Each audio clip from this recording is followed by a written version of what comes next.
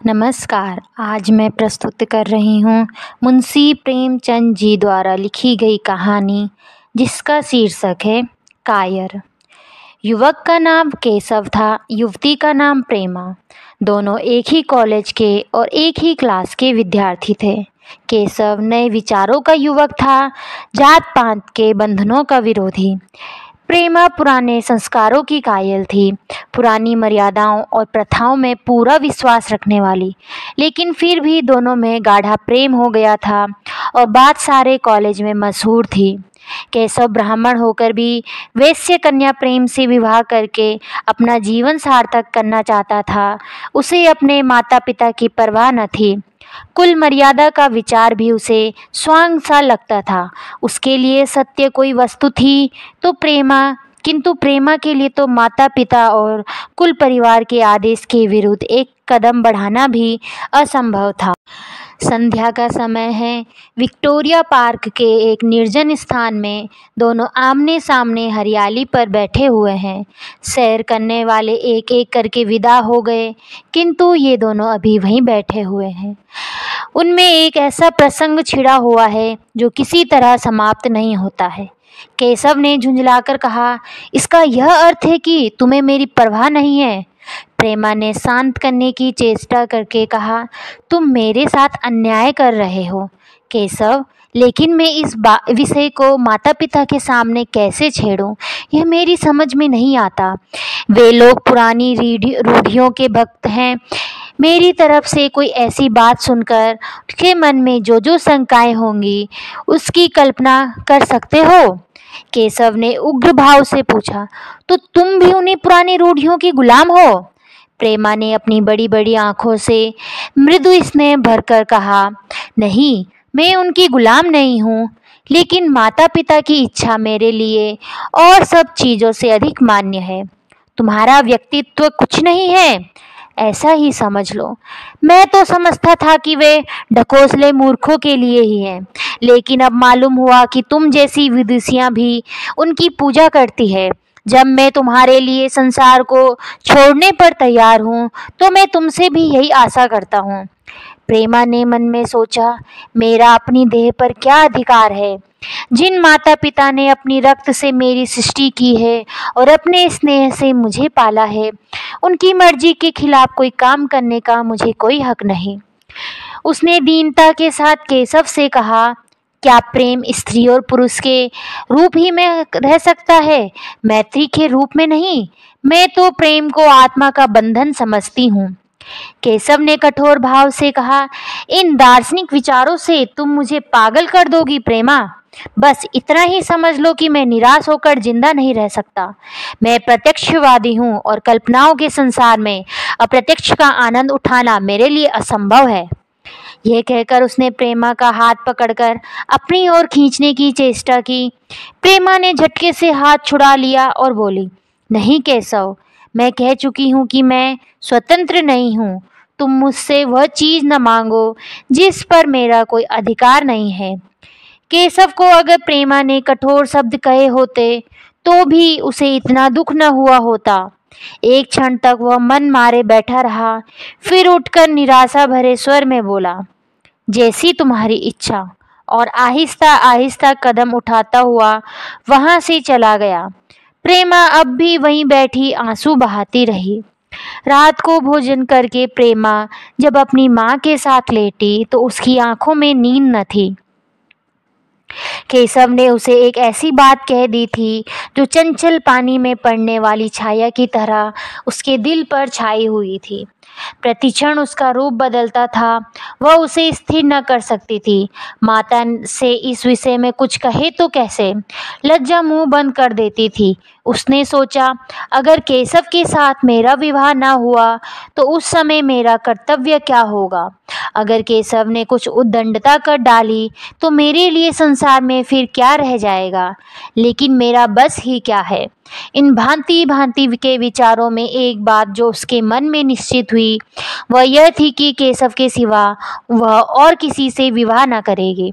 उसकी माता ने पूछा, क्या तुझे अब तक नींद ना आई? मैंने तुझसे कितनी बार कहा कि थोड़ा बहुत घर का कामकाज किया कर, लेकिन तुझे किताबों ही से फुर्सत नहीं मिलती। 4 दिन में तू पराए घर जाएगी, कौन जाने कैसा घर मिले। अगर कुछ काम करने की आदत ना रही तो कैसे निभा होगा।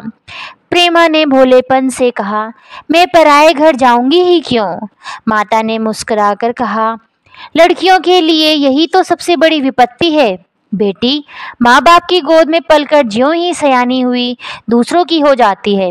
अगर अच्छा प्राणी मिल गया तो जीवन आराम से कट गया, नहीं रो रो दिन काटने पड़ते हैं। सब कुछ भाग्य के अधीन है। अपनी बिरादरी में तो मुझे कोई घर नहीं भाता, कहीं लड़कियों का आदर नहीं, लेकिन करना तो बिरादरी ही में ही पड़ेगा। न जाने यह जात पात का बंधन कब टूटेगा। प्रेमा डरते डरते बोली, कहीं कहीं तो बिरादरी के बाहर भी विवाह होने लगे हैं। उसने कहने को कह दिया, लेकिन उसका हृदय कांप रहा था कि माताजी कुछ भांप न जाए। माता ने विस्मय के साथ पूछा, क्या हिंदुओं में ऐसा हुआ है? फिर उसने आप उस प्रश्न का जवाब भी दिया, अगर 2-4 जगह ऐसा भी हो गया तो उससे क्या होता है? प्रेमा ने इसका कुछ जवाब न दिया। भय हुआ कि माता कहीं उसका आशय न समझ जाए। उसका भविष्य एक अंधेरी खाई की तरह उसके सामने मुंह खोले खड़ा था, मानो उसे निगल जाएगा। उसे न जाने नींद कब आ गई। प्रातःकाल प्रेमा सोकर उठी तो उसके मन में एक विचित्र साहस का उदय हो गया। सभी महत्वपूर्ण फैसले हम आकस्मिक रूप से कर लिया करते हैं, मानो कोई देवी शक्ति हमें उनकी ओर खींच ले जाती है। वही हालत प्रेमा की थी। कल तक वह माता पिता के निर्णय को मान्य समझती थी, पर संकट को सामने देखकर उसमें वह वायु की हिम्मत पैदा हो गई थी जिसके सामने कोई पर्वत आ गया हो। वही मंद वायु प्रबल वेग से पर्वत के मस्तक पर चढ़ जाती है और उसे कुचलती हुई दूसरी तरफ जा पहुंचती है। प्रेमा मन में सोच रही थी, माना यह देह माता पिता का है, किंतु आत्मा को जो कुछ भुगतना पड़ेगा वो इसी देह से तो भुगतना पड़ेगा। अब वह इस विषय में संकोच करना अनुचित ही नहीं, घातक समझ रही थी। अपने जीवन को क्यों एक झूठे सम्मान पर बलिदान करे। उसने सोचा, विवाह का आधार अगर प्रेम न हो तो वह तो देह का विक्रय है। आत्मसमर्पण क्या बिना प्रेम के भी हो सकता है? इस कल्पना ही से कि न जाने किस अपरिचित युवक से उसका ब्याह हो जाएगा, उसका हृदय विद्रोह कर उठा। वह अभी नाश्ता करके कुछ पढ़ने जा रही थी कि उसके पिता ने प्यार से पुकारा, मैं कल तुम्हारे प्रिंसिपल के पास गया था, वे तुम्हारी बड़ी तारीफ कर रहे थे। प्रेमा ने सरल भाव से कहा, आप तो यूं ही कहा करते हो। नहीं, सच। यह कहते हुए उन्होंने अपनी मेज की दराज खोली और मखमली चौखटों में जड़ी हुई एक तस्वीर निकालकर उसे दिखाते हुए बोले, यह लड़का ICS के इम्तिहान में प्रथम आया है, इसका नाम तो तुमने सुना होगा। बूढ़े पिता ने ऐसी भूमिका बांधी कि प्रेमा उनका आशय समझ न सके, लेकिन प्रेमा भाप गई। उसका मन तीर की भांति लक्ष्य पर जा पहुंचा। उसने बिना तस्वीर की ओर देखे ही कहा, नहीं, मैंने तो उसका नाम नहीं सुना। पिता ने बनावटी आश्चर्य से कहा, क्या तुमने उसका नाम भी नहीं सुना? आज के दैनिक पत्र में उसका चित्र और जीवन वृत्तांत छपा है। प्रेमा ने रुखाई से जवाब दिया, होगा, मगर मैं तो इस परीक्षा का कोई महत्व नहीं समझती। मैं तो समझती हूँ जो लोग इस परीक्षा में बैठते हैं वे परले सिरे के स्वार्थी होते हैं।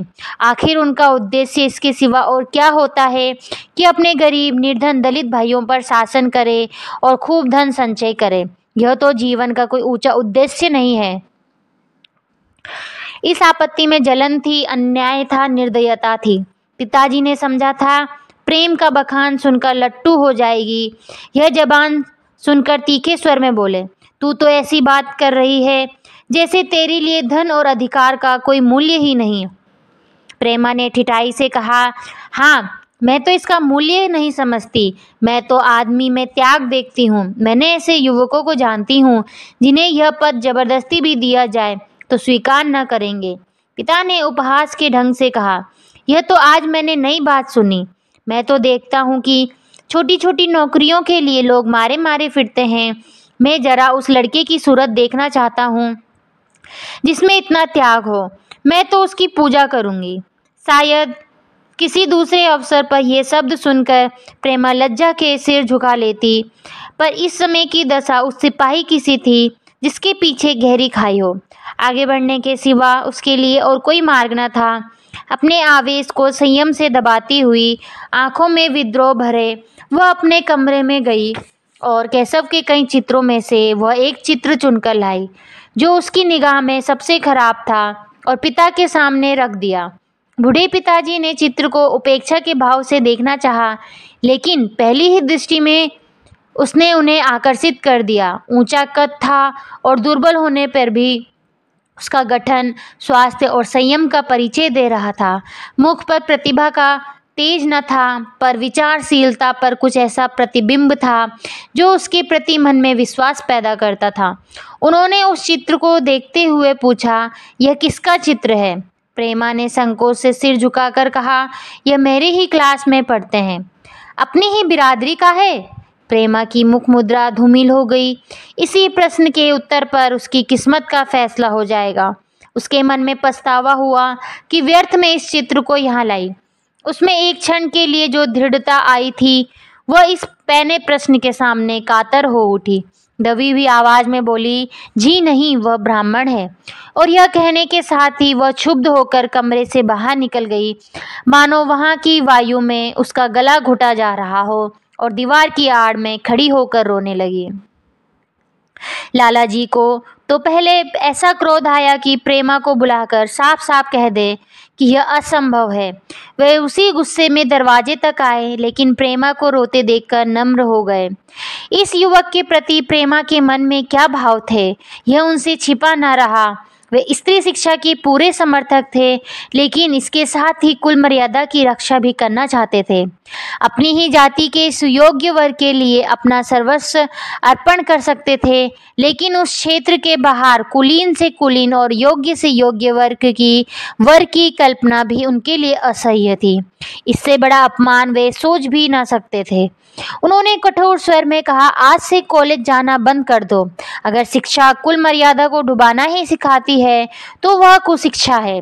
प्रेमा ने कातर कंठ से कहा, परीक्षा तो समीप आ गई है। लाला जी ने दृढ़ता से कहा, आने दो, और फिर अपने कमरे में जाकर विचारों में डूब गए।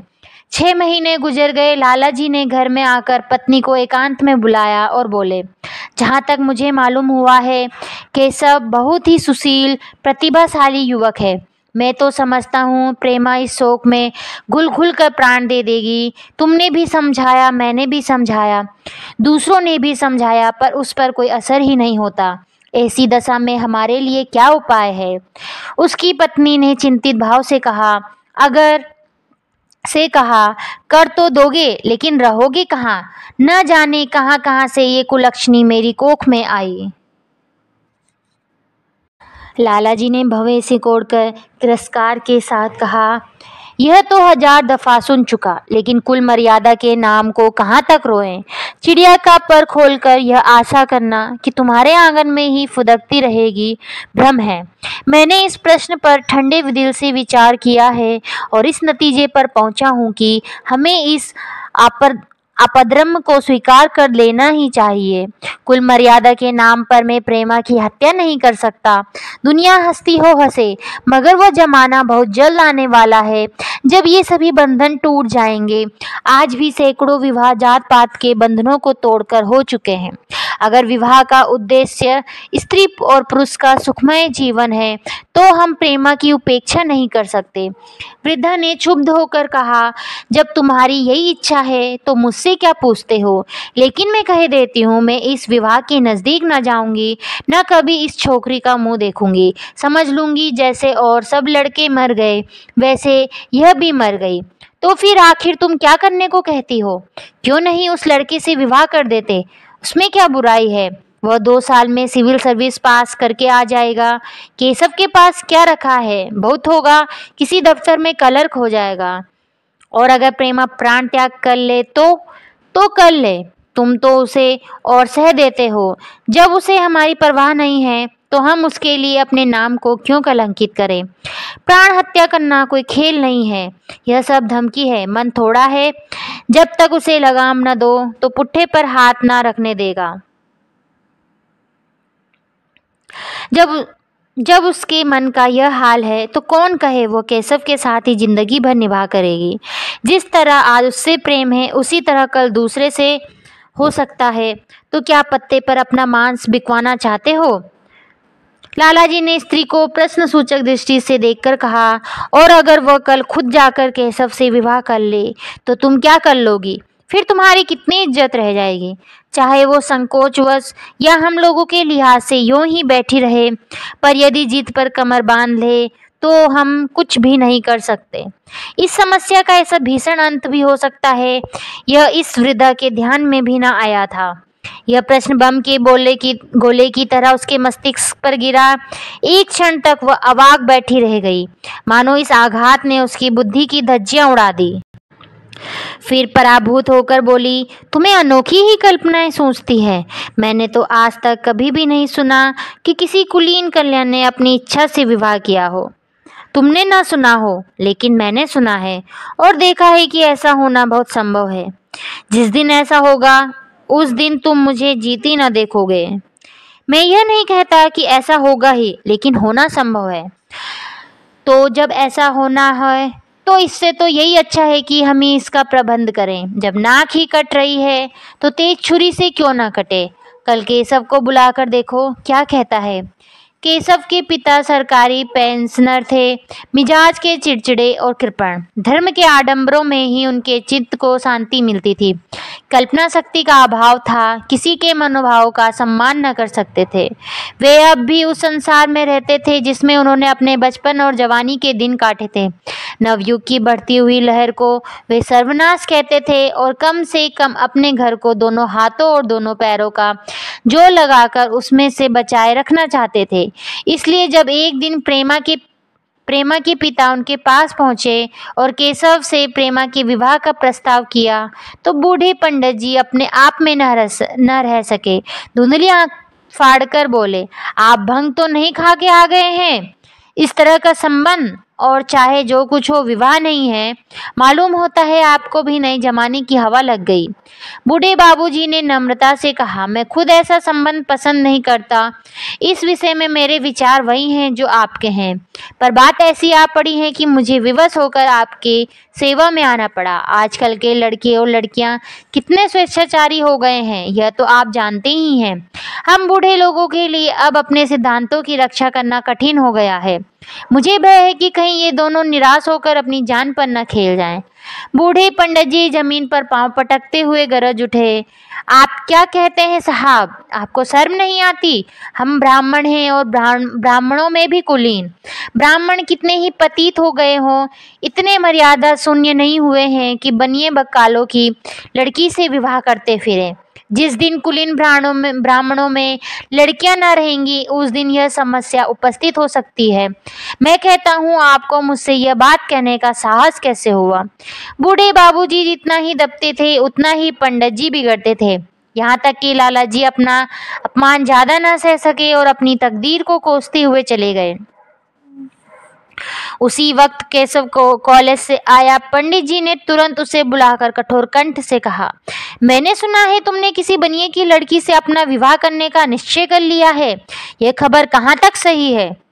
केशव ने अनजान बनकर पूछा, आपसे किसने कहा? किसी ने कहा। मैं पूछता हूँ यह बात ठीक है या नहीं? अगर ठीक है और तुमने अपनी मर्यादा को डुबाना निश्चय कर लिया है तो तुम्हारे लिए हमारे घर में कोई स्थान नहीं। तुम्हें मेरी कमाई का एक धेला भी नहीं मिलेगा। मेरे पास जो कुछ है वह मेरी अपनी कमाई है। मुझे अख्तियार है कि मैं उसे जिसे चाहूँ दे दूँ। तुम यह अनीति करके मेरे घर में कदम नहीं रख सकते। केशव के पिता के स्वभाव से परिचित था। प्रेमा से उसे प्रेम था। वह गुप्त रूप से प्रेमा से विवाह कर लेना चाहता था। बाप हमेशा तो बैठे न रहेंगे। माता के स्नेह पर उसे विश्वास था।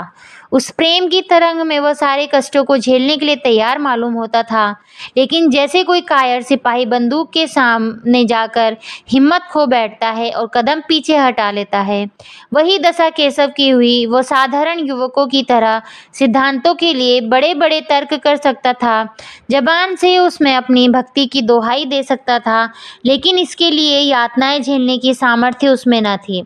अगर वह अपनी जिद पर अड़ा और पिता ने भी अपनी टेक रखी, तो उसका कहाँ ठिकाना लगेगा, उसका जीवन ही नष्ट हो जाएगा। उसने दबी जबान से कहा, जिसने आपसे यह कहा बिल्कुल झूठ कहा है। पंडित जी ने तीव्र नेत्रों से देखकर कहा, तो यह खबर बिल्कुल गलत है। जी हाँ, बिल्कुल गलत। तो तुम आज ही इसी वक्त उस बनिए को खत लिख दो और याद रखो कि अगर इस तरह की चर्चा फिर कभी उठी तो मैं तुम्हारा सबसे बड़ा शत्रु होऊंगा। बस जाओ। केशव और कुछ ना कह सका। वह वहां से चला और ऐसा मालूम होता था कि पैरों में दम नहीं है।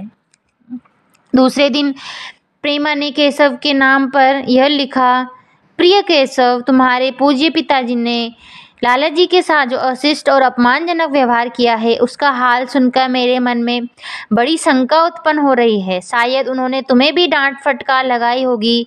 ऐसी दशा में मैं तुम्हारा निश्चय सुनने के लिए विकल हो रही हूँ। मैं तुम्हारे साथ हर तरह का कष्ट झेलने को तैयार हूँ। मुझे तुम्हारे पिताजी की संपत्ति का मोह नहीं है। मैं तो केवल तुम्हारा प्रेम चाहती हूँ और उसी में प्रसन्न हूँ। आज शाम को यहीं आकर भोजन करो। दादा और माँ दोनों तुमसे मिलने के लिए बहुत इच्छुक हैं। मैं वह स्वप्न देखने में मग्न हूँ जब हम दोनों उस सूत्र में बंध जाएंगे जो टूटना नहीं जानता, जो बड़ी से बड़ी आपत्ति में भी अटूट रहता है। तुम्हारी प्रेमा। संध्या हो गई और इस पत्र का कोई जवाब न आया। उसको माता बार बार पूछती थी, केशव आए नहीं? बूढ़े लाला भी द्वार की ओर आंखें लगाए बैठे थे। यहाँ तक कि रात के 9 बज गए, पर न तो केशव ही आए न उनका पत्र। प्रेमा के मन में भांति भांति के संकल्प विकल्प उठ रहे थे। कदाचित उन्हें पत्र लिखने का अवकाश न मिला होगा या आ जाने की फुर्सत न मिली होगी। कल अवश्य आ जाएंगे। केशव ने पहले उसके पास जो प्रेम पत्र लिखे थे उन सबको उसने फिर पढ़ा। उनके एक एक शब्द में कितना अनुराग टपक रहा था, उसमें कितना कंपन था, कितनी विकलता, कितना तीव्र आकांक्षा। फिर उसे केशव के वे वाक्य याद आए जो उसने सैकड़ों ही बार कहे थे। कितनी बार वह उसके सामने रोया था। इतने प्रमाणों के होते हुए निराशा के लिए कहाँ स्थान था। मगर फिर भी सारी रात उसका मन जैसे सूली पर टंगा रहा। प्रातःकाल केशव का जवाब आया। प्रेमा ने कांपते हुए हाथों से पत्र लेकर पढ़ा। पत्र हाथ से गिर गया। ऐसा जान पड़ा मानो उसके देह का रक्त स्थिर हो गया हो। लिखा था, मैं बड़ा संकट में हूँ कि तुम्हें क्या जवाब दूँ। मैंने इधर इस समस्या पर खूब ठंडे दिल से विचार किया है और इस नतीजे पर पहुँचा हूँ कि वर्तमान दशाओं में मेरे लिए पिता की आज्ञा की उपेक्षा करना दुस्सह है। मुझे कायर न समझना, मैं स्वार्थी भी नहीं हूँ, लेकिन मेरे सामने जो बाधाएं हैं उन पर विजय पाने की शक्ति मुझ में नहीं है। पुरानी बातों को भूल जाओ। उस समय मैंने इन बाधाओं की कल्पना न की थी। प्रेमा ने एक लंबी गहरी जलती हुई सांस खींची और उस खत को फाड़कर फेंक दिया। उसकी आंखों से अश्रुधार बहने लगी। जिसे केशव को उसने अपने अंतःकरण से वर मान लिया था, वो इतना निष्ठुर हो जाएगा, इसकी उसको रत्ती भर भी आशा न थी। ऐसा मालूम पड़ा मानो अब तक वह कोई सुनहरा सपना देख रही थी, पर आंखें खुलने पर सब कुछ अदृश्य हो गया। जीवन में जब आशा ही लुप्त हो गई, तो अब उसमें एक नाव लदवाई थी, वह नाव जलमग्न हो गई। अब दूसरी नाव कहाँ से लदवाए? अगर वह नाव डूबी है तो उसके साथ ही वह भी डूब जाएगी। माता ने पूछा, क्या केशव का पत्र है?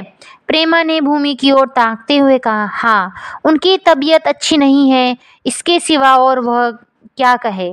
केशव की निष्ठुरता और बेवफाई का समाचार कहकर लज्जित होने का साहस उसमें न था। दिन भर वह घर के काम धंधों में लगी रही, मानो उसे कोई चिंता ही नहीं है। रात को उसने सबको भोजन कराया, खुद भी भोजन किया और बड़ी देर तक हारमोनियम पर गाती रही। मगर सवेरा हुआ तो उसके कमरे में उसकी लाश पड़ी हुई थी। प्रभात की सुनहरी किरणें उसके पीले मुख को जीवन की आभा प्रदान कर रही थी। धन्यवाद।